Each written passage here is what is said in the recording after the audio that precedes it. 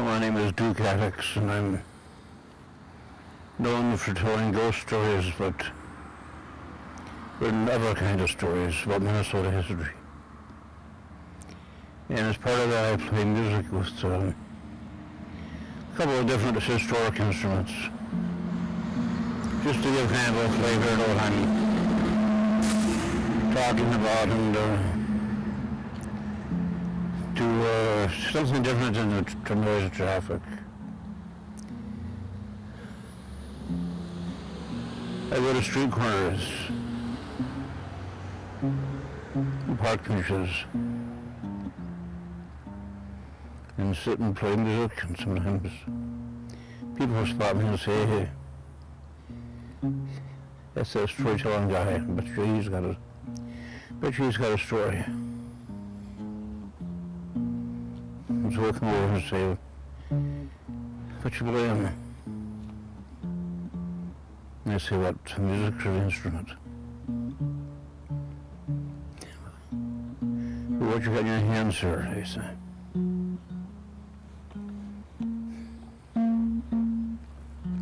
I say an out-of-tune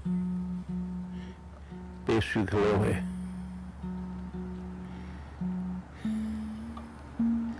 I don't tune it like a ukulele does. I got bass guitar strings on there. And tune it like I want to, like the songs sound like.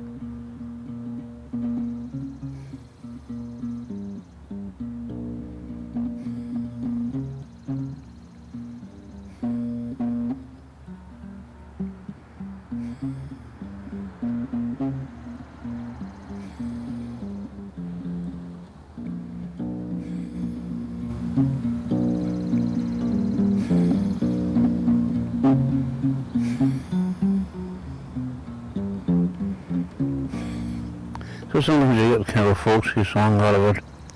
This is not tuned like I normally do. But I'm not going to retune it right now, just to say that it plays a little bit too straight. It plays like you expect a guitar instrument to sound like. But I like to tune them the way they sounded when I was a kid, listening to the instruments on southern radio stations, southern United States radio stations, all the popular songs that they had, all the ghosts that they had, all the ghosts that I had. So when I'm telling stories, I sometimes screw around with an instrument when I'm trying to talk. It distracts me from the traffic, and I can keep the story straight. I heard a ghost, well, not with a rifle or anything like that. I heard a ghost around the Twin Cities. Investigated the hauntings for a couple of decades. Became pretty well known for doing that.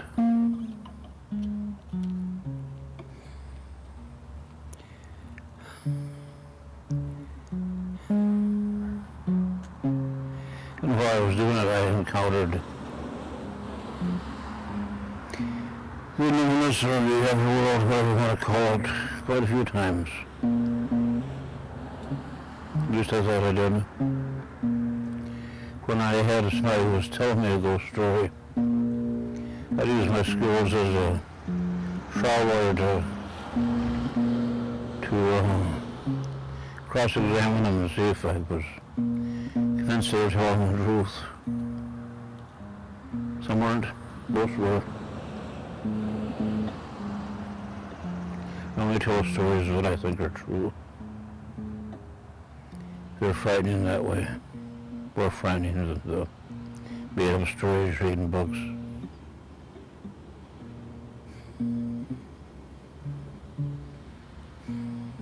There was gang over here in St. Paul called the Rice Street Gang.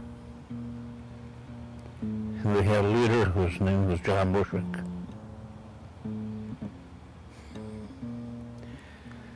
John liked to go to Minneapolis where the depot was. And when trains would arrive, he'd occasionally just drop the passengers. Take something to value to them as they're walking down the street towards the taxi or towards the streetcar. They'd encounter old John and his pistol.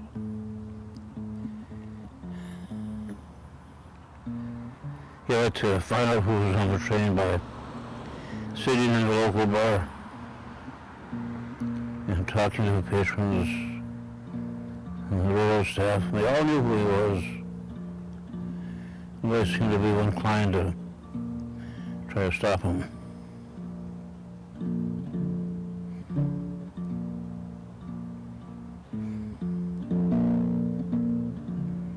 So one evening, he was over at the drinking post when a train came in, and off a train came a young man who became a conductor.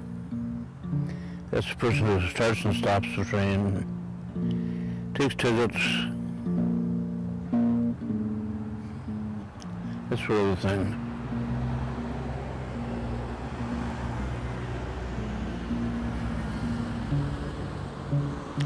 Eddie sat on a bar, maybe a few seats away from John, and John said, "Hey, can I buy a drink?" John looked pretty friendly, but he was very friendly. He did not look dangerous, but he was dangerous. So this young man sat beside him, and Moshe asked all about what it was like being a conductor in the train. Well, the man told him. They had a couple more drinks, and Moshe said, "Let me tell you about me." Oh, the conductor said, what do you do?" "I rob people," Moshe said, and pulled his pistol out of his pocket and whacked it on the bar. Everybody jumped.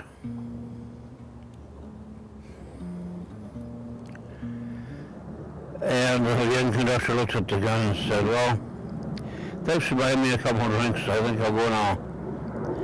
"Oh, no, Moshe, so you owe me a drink or two. I buy first and I can't expect people buy a drink for it, at least buy one drink for me." The conductor thought about that, said, "Okay, bought a drink." He drank it down really fast. Said, "Okay, now I'll see you home." Moshe tossed on his drink and followed the conductor out of the bar. The conductor said, "Come on, let's go rob somebody. It's easy. You just tell them to give them something, and they do."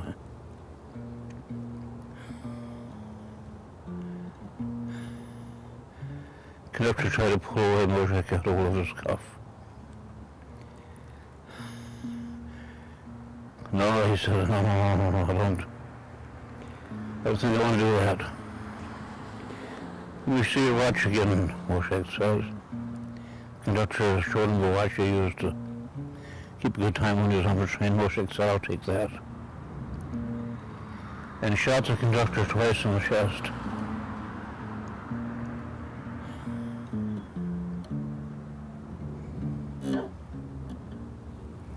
Well, the conductor lay down, and cops came, and Moshe walked away, got a streetcar back to St. Paul.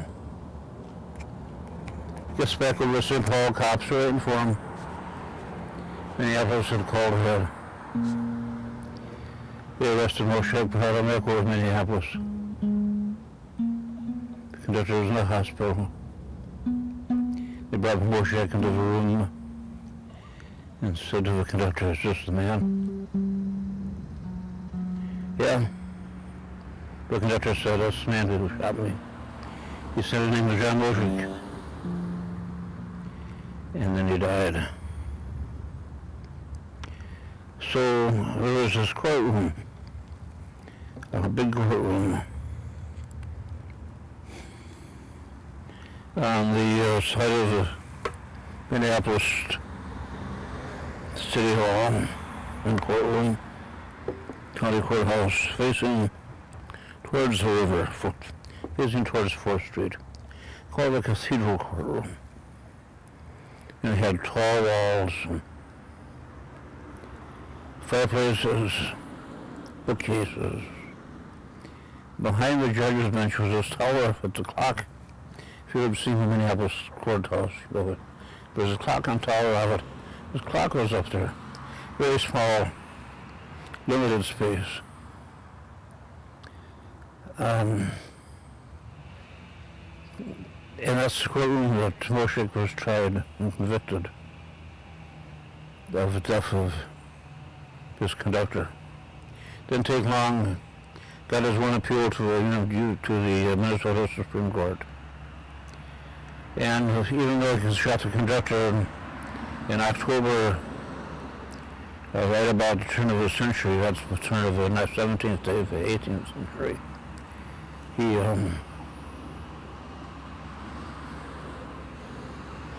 misspoke. Turn of the century between the 19th and the 20th century.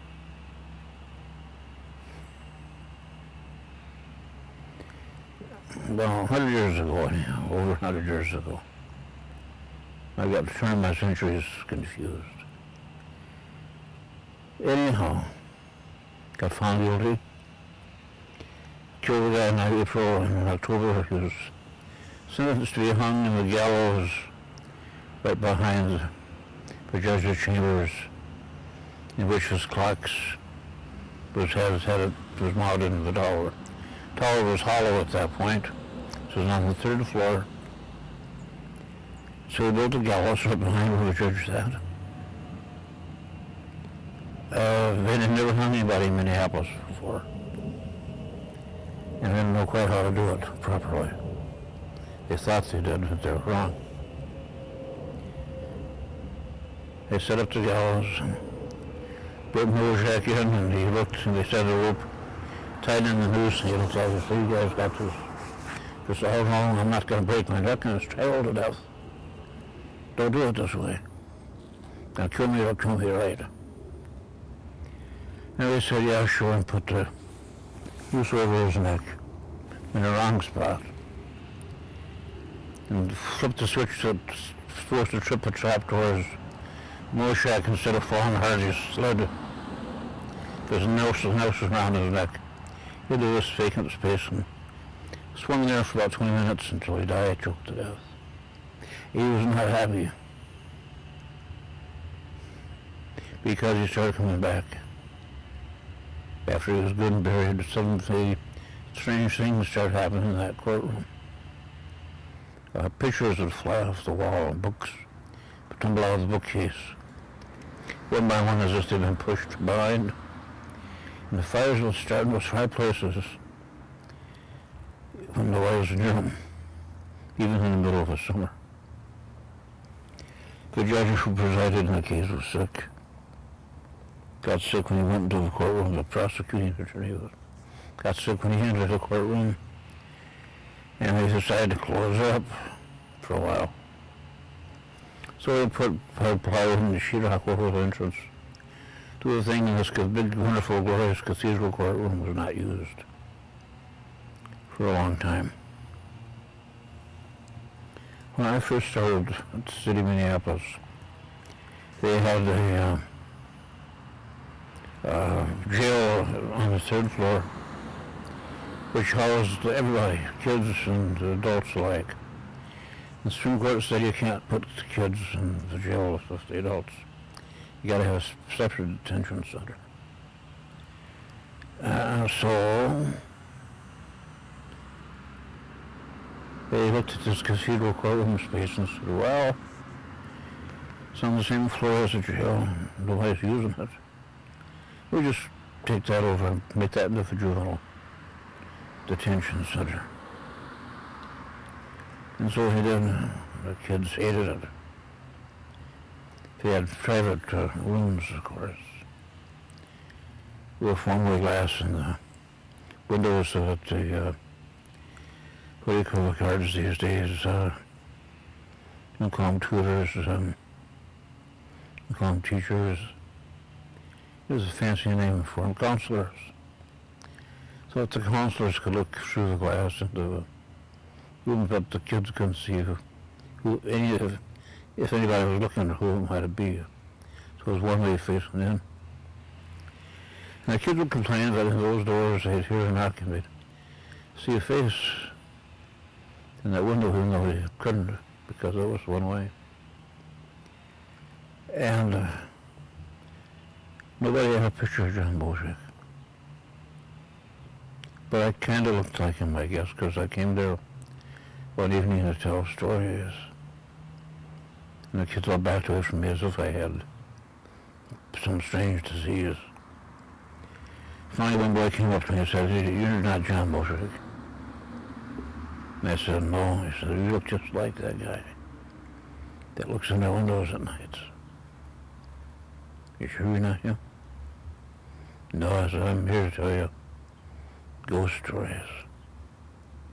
They said, "Well, we'll tell you a few." And they did. Whenever I worked late at night, which was often, I would hear sometimes the doorknob rattle of my office. The janitors wouldn't work on my floor, which was one floor above one floor below the jail. Wouldn't work not after dark. They had brought a grievance, and they got settled by scheduling their time to clean the office and stuff during daylight hours, not during nighttime. So, because of the ghost, they said too.